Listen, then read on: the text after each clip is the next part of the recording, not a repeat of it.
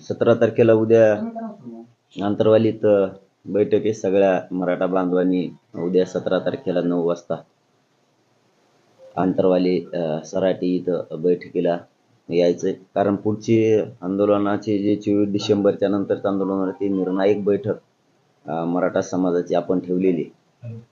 आपण सगळ्यांनी सविस्तर चर्चा करून सखोल चर्चा करून पुढच्या आंदोलनाचं नियोजन करण्यासाठी आपण 17 तारखेला म्हणजे उद्या रविवारी सकाळी 9 वाजता आंतरवाली सराटी इथं आपली विराट सभा झाली होती. त्याच ठिकाणी बैठक ठेवली. सगळ्या बांधवांना तिथं यायचंय. स्वयंसेवकांपासून साखळी उपोषण करते, आमरण उपोषण करते, या सर्व बांधवांनी, डॉक्टर, वकील, शिक्षक, अभ्यासक, तज्ज्ञ, सगळ्या बांधवांनी आणि कार्यक्रमाचे आयोजक आणि मराठा समाजाने सर्वांनी यावं.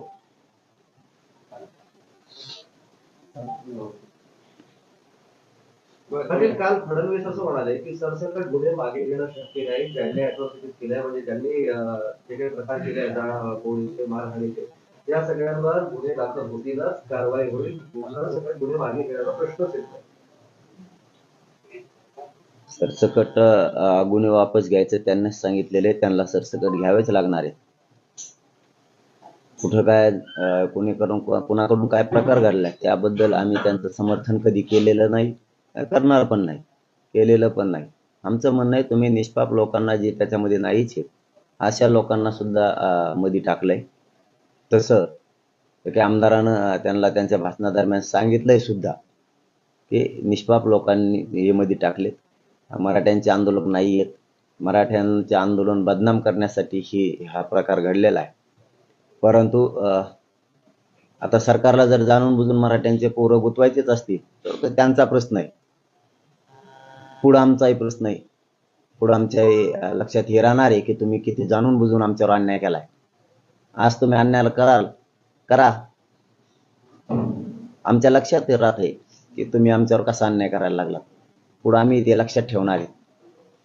परंतु ह्या बोलल्याप्रमाणे सगळ्या केसेस आपण मागे घेतल्या पाहिजे ही आम्ही आशा आहे. आम्हाला तुम्ही घेताल म्हणून, नाही घेतल्या तर पुढे आमच्या लक्षात आहेच. आज तुमच्या हातात आहे, तुम्ही नाही घेणार, उद्या आमच्या सुद्धा हातात काही गोष्टी आहेत, त्यावेळेस बघू.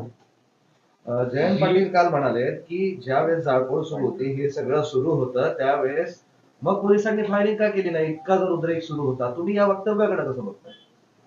नाही आता मला काय माहित त्याने कम नाही केली, ते मला माहित आहे. मला काय माहित केले का नाही, त्याने जाऊन बघायला पाहिजे कम नाही केली काय केली. ते आता का केले नाही हे मी कसं सांगू शकणार? कारण कुणीही असा उद्रेक केल्यावर पोलिसांनी सहन करायची गरज नाही बोला. नाही मग आम्ही कुठं सहन करा म्हणून. आमचं म्हणणं एक आहे की जे काय कोणी केलं त्याचं समर्थन आम्ही केलं नाही. जाणून बुजून आमच्या गोरगरिबांच्या खेड्यापाड्यातले पोरं तुम्ही गुतवायला लागला. तुमच्या हातात ही एखादी गोष्ट म्हणून तुम्ही जर गोरगरीब मराठ्यांच्या लोकांवर अन्याय करायला लागले, गोरगरीब मराठ्यांचं चाललेलं आंदोलन दडपायला लागले, तुमच्या हातात काहीतरी सत्ता आहे किंवा काही आहे म्हणून तुम्ही जर आमच्यावर अन्याय करायला लागले, पुढे आमच्या हातात आहे. आम्ही लक्षात ठेवलंय तुम्हाला सुद्धा. करा तुम्हाला काय करायचं तरी. आंतरवालीतले लोक आमचे झोडपून काढले, आमच्या लोकांचे डोके फुटले, आमच्या लोकांना गोळ्या लागल्या. आमचं आंदोलन बदनाम करायचं काम केलं. गोरगरिबांचा लढा आहे. तुम्ही तुमच्या हातात काही गोष्टी आहेत म्हणून तुम्ही असा अन्याय मराठा समाजावर नाही करायला पाहिजे. बघूयात किती दिवस अन्याय करताय तुम्ही. फडणवीस बोलताना त्यावर असंही म्हणाले की अंतरवाली ज्यावेळेस पोलिसांना मारहाण झाली त्यावेळेस पोलिसांनी समोरच्यांना आंदोलकांना मारहाण केली आणि त्याचं सगळं पोलिसांवरच उलटलं. मग आता कारवाई करावी तरी कशी हतबलता सुद्धा त्यांनी दर्शवली. नाही आता त्यांनी, मी तर मागेही सांगितलं आताही सांगतो, आणखीन तरी त्यांनी विचारपूर्वक बोलावं, आणखीन तरी चांगले शब्द वापरले मराठा समाजाबद्दल तर चांगलं होईल. आणखीन तरी अशी आमची इच्छा आहे. कारण मार कोणी खाल्लाय, कोणी अगोदर हाणलंय, पोलिसांनी सुरुवात कशी केली, काय केली हे त्यांना माहिती आहे. परंतु आता सरकार म्हणून त्यांना जर मराठ्यावर खोटं बोलून अन्याय करायचा असला हरकत नाही. महाराष्ट्रातल्या किती मराठ्यांवर अन्याय करणार तुम्ही? मराठा लय मोठा संख्येने आहे आणि पुढेही तुम्ही हातात येत. मराठ्यांनी असं मनात हृदयात कोरून ठेवलेलं आहे की सरकारनं मराठ्यावर कसा अन्याय करायला लागले जाणून बुजून, हे कोरलेलं आहे. तुम्ही फक्त भोळ्यापणात राहू नका. मराठ्यांनी मनात कोरून ठेवलेलं आहे. तुम्ही मराठ्यावर कशा स्वरूपाचा अन्याय करायला लागला आरक्षणाच्या बाबत सुद्धा, आणि कोणाचं ऐकून. भुजबळ काल बोलताना भुजबळ काल आहे की बीड जाळपोळ प्रकरणी आता एसआयटी नेमली जाणार, एसआयटी मार्फत चौकशी करण्याची घोषणा गृहमंत्र्यांनी काल विधानसभेत केली. आम्हीच पहिल्यांदाच सांगितलं की आम्ही समर्थन केलेलं नाही, पण गोरगरीब मराठ्यावर तुम्ही जो अन्याय करताय असल्या हे नेमा ते नेमा किंवा उचला धरून टाका हाना फोडा, हे जे चाललंय तुमचं गोरगरिबांबद्दल, तुमच्याबद्दल प्रचंड नाराजी पसरलेली. गोरगरिबांना मारहाण करणं, मध्ये टाकणं, उचलून मध्ये फेकणं, निष्पापांना गुतवणं, याच्याबद्दल तुम्ही हातात हे म्हणून काही नेमताल हो, काही करताल. किती दिवस आज तुमच्या हातात आहे म्हणून तुम्ही गोरगरिबांना झोडून काढणार आहे, तुम्ही गोरगरिबांचा छळ करणार आहे. किती दिवस कराल? तुमच्या हायतावर ना. पुढे आमच्या लोकांच्या मनात त्यांना पक्क आता त्यांचं घर झालेलं आहे तुमच्याविषयी, की तुम्ही आमच्यावरती जाणून बुजून अन्याय केला. तुम्ही आणखीन तरी करू नका जास्तीचा. किमान तुम्ही त्यांच्या मनातून निघताल, तुमच्याविषयी पसरलेली नाराजी त्यांच्या मनातली निघल. आणखीन तरी विचारपूर्वक करा, कारण तुम्ही अन्याय केलाय याची जाणीव तुम्हाला होऊ दे. भुजबळ काल बोलताना असं म्हणाले की मी अनेकांना अंगावर घेतलं, जरांगे पाटील की झाड की पत्ती. तो घेतलेला आहे खूप जणांना अंगावरती. हेच मग देवेंद्र फडणवीस साहेबाला आणि अजय दादांना मी सांगितलेलं आहे की याला तुमचा वापर करून दोघांचा तो तुम्हाला सुद्धा संपू शकतो. इतका विश्वासघाती हा. आणि तो मोठ्याला शिंगावर अंगावर घेतला असतं, भाऊ माल नको घेऊ, तू तुपला धोरणात खायन झोप, माझ्याकडे नको येऊ तू तू. अरे दाडकी पत्ती फत्त्या कशाला शेर आणतो, गप पडायचं उगत काय शेर आणतो, चालता येणं उठता येणं आणि शेर आणतोय कशाला पत्ती काय काय काय पत्ती रे, गप पडू ग. माझ्याकडे नादीत लागू नको तू तुपलं चालून दे. मामा चाललंय मराठ्याच्या मध्ये बोलू नको, तो चालून दे कवर बी भेकड सगळ्या दुनियाचं खोटं बोलून संरक्षण लावून घेतोय. केशी माग करून घेतल्या सगळ्या गोरगरीब ओबीसी बांधवांचा उपयोग करून घेतला. त्यांच्या आरक्षणाचं काय, धनगर बांधवांच्या गोरगरिबांच्या आरक्षणाचं काय, त्याच्याबद्दल कचाकच बोलत नाही. गोरगरीब धनगर बांधवांना आरक्षण द्या. आमचा धनगर बांधवांच्या आरक्षणाला धक्का लागत नाही, तरी त्या गोरगरीब धनगर बांधवाला एकाचं दोन सांगून आमच्या विरोधात उभा करायचं काम करायला लागला. धनगर बांधव नाही ऐकणार. तो गावखेड्यातला धनगर बांधव मराठा समाजासोबतच आहे. इतकं स्वार्थी आहे, खूप स्वार्थी आहे. आणि झाडकी पत्ती काय पत्ती तू काय करणार आहे? आणि मोठमोठल्या शिंगावर धमके देतो काय मला तू जर चलून दे. मराठा आरक्षणाच्या मध्ये बोलू नको. तू घेतले असतील खूप जण अंगावर, फक्त फडणवीस साहेबांचा आणि अजितदादांचा वापर करून त्यांना संपू नको, कारण मोठं करणाराचा उपकार ठेवत जा जरा कधी काळी. नका एवढं जिथं खाल्लं तिथंच नको हागज होते त्यांचं ताटा. तुम्ही ज्या प्रकारे मागण्या करतात हे एक ब्लॅकमेलिंगचाच प्रकार आहे असं भुजबळ म्हणतात. आणि तो खाल्लं ती त्याला काय म्हणते, लय तुला आदराने दिलं का? तुमचा कोणता सर्वे नाही फिरवे नाही तेव्हा दिलं तुला जमत बरबाटलं खायला कोणकडे बी कसलं बी. आणि आमच्या नोंदी सापडल्या सरकारी, आमच्या उदाहरणार्थ जमिनीचे सातबारे सापडले, तरी तुम्ही देणार नाहीत. याचा अर्थ दादागिरी म्हणतात त्याला.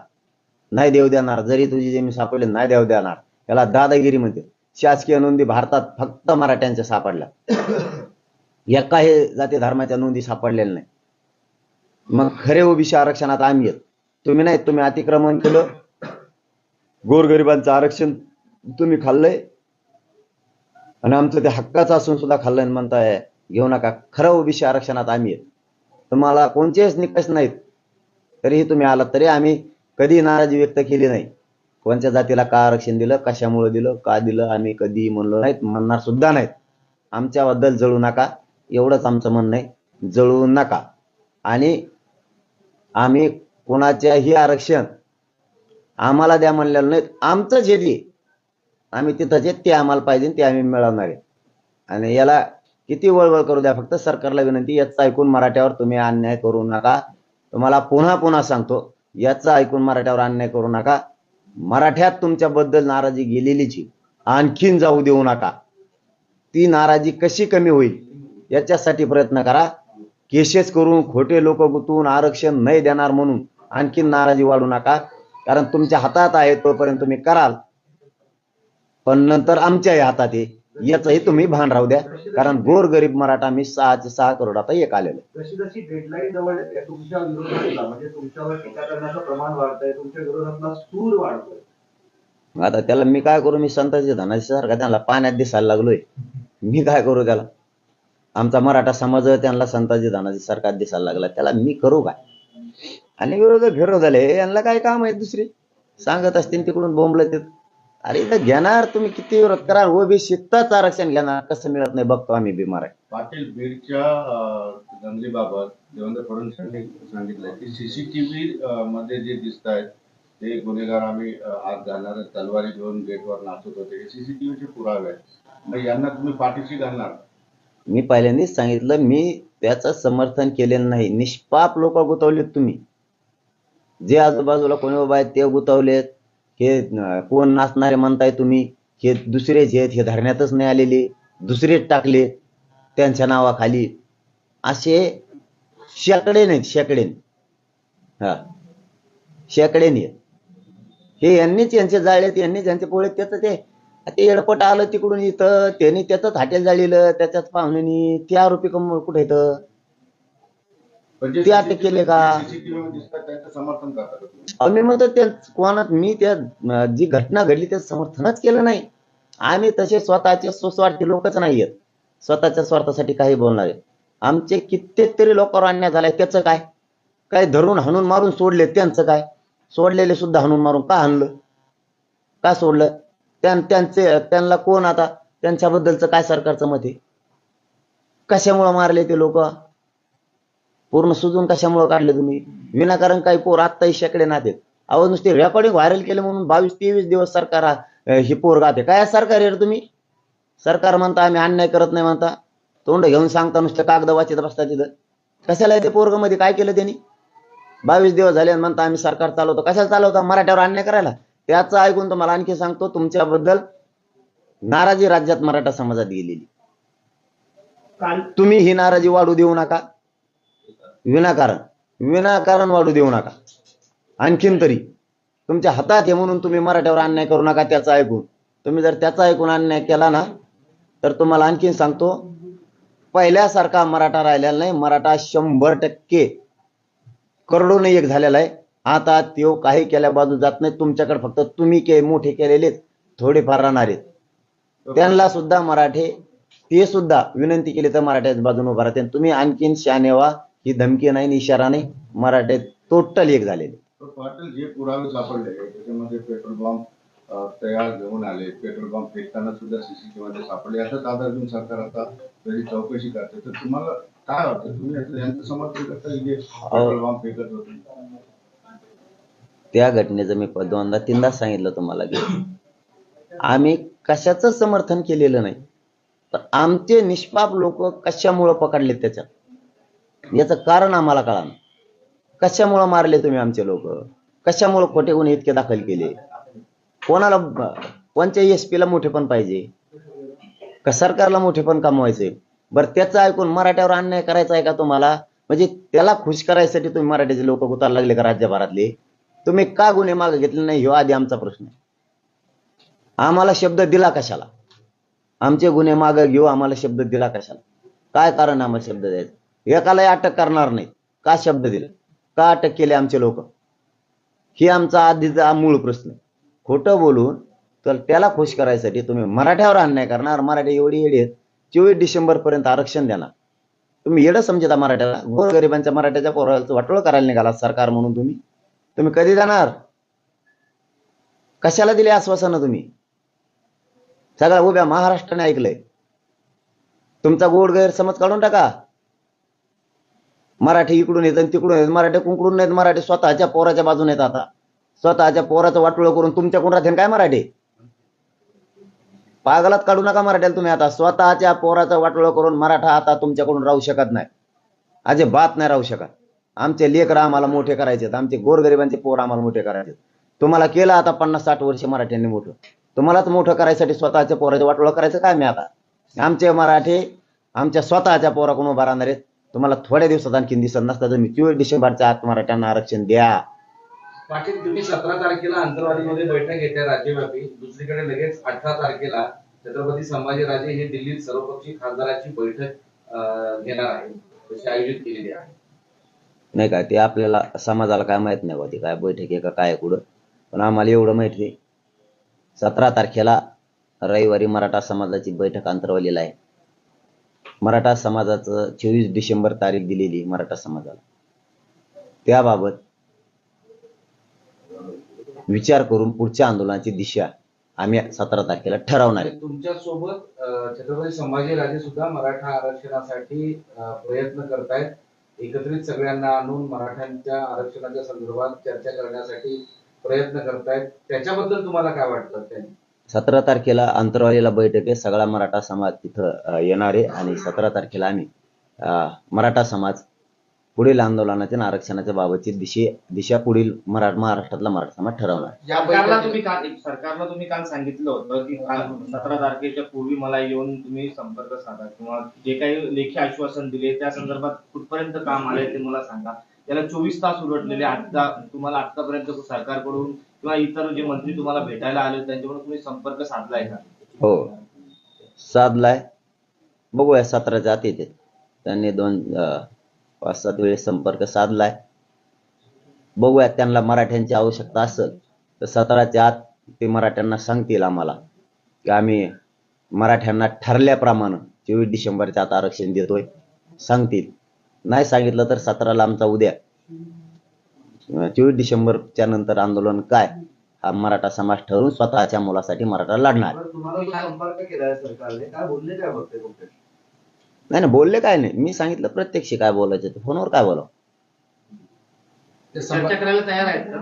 येणार आहेत? फोन आलाय त्यांचा, मग आता चर्चा करायची का नाही ते त्यांना माहिती. परंतु आपल्याला एवढंच माहिती आहे की 24 डिसेंबरच्या आत तुम्ही मराठ्यांना ठरल्याप्रमाणे आपलं अंतरवाली उपोषण सोडता देणार आहात की नाही, काय करणार आहे तुम्ही, आताभूत काय केले? नाही पाटील, तुम्हाला फोन आला होता, त्याचा सविस्तर तपशील द्याल. त्यांच्याशी काय चर्चा झाली, कधी भेटणार आहे, काय या संदर्भात झाले, जरा त्याबद्दलच सांगा. नाही चर्चा नाही, हेच फक्त की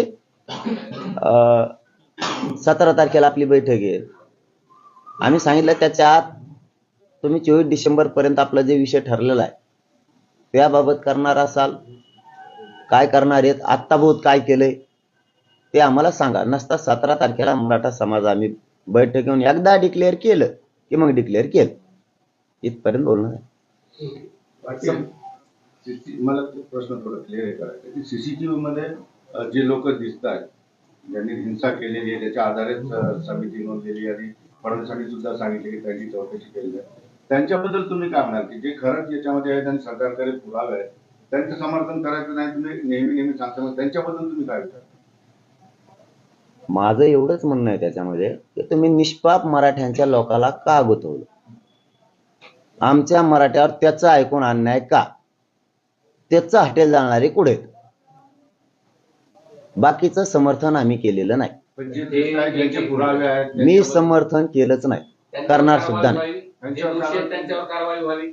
मी एवढंच सांगितलं आमच्यावरचे गुन्हे मागं का घेतले नाहीत, आमच्या गुन्ह्याचं काय, मला कळतंय तुम्हाला काय म्हणायचं. आम्ही सांगितलं समर्थन करणार नाही, आम्ही तुम्हाला मागणीचा संबंध आमचा काय नाही, आम्ही सांगितलं समर्थन केलं नाही.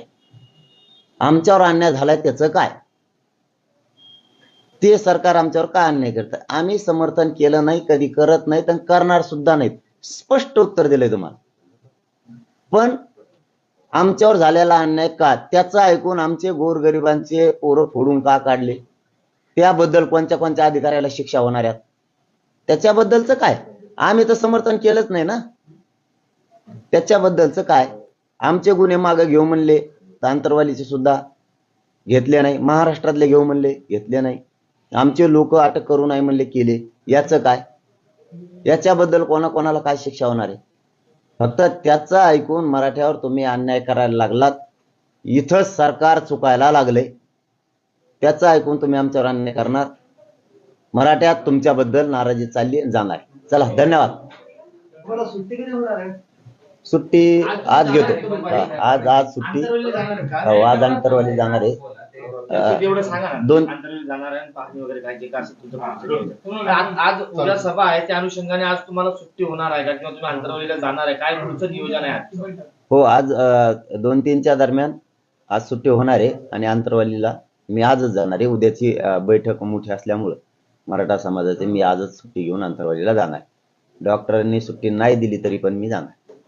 पण तब्येत एकदम आता ठणठणी. सुट्टी नाही म्हणले डॉक्टर. धन्यवाद. बंद करा भाऊ. 2-1 दिवस थांबावं लागेल असं म्हणते.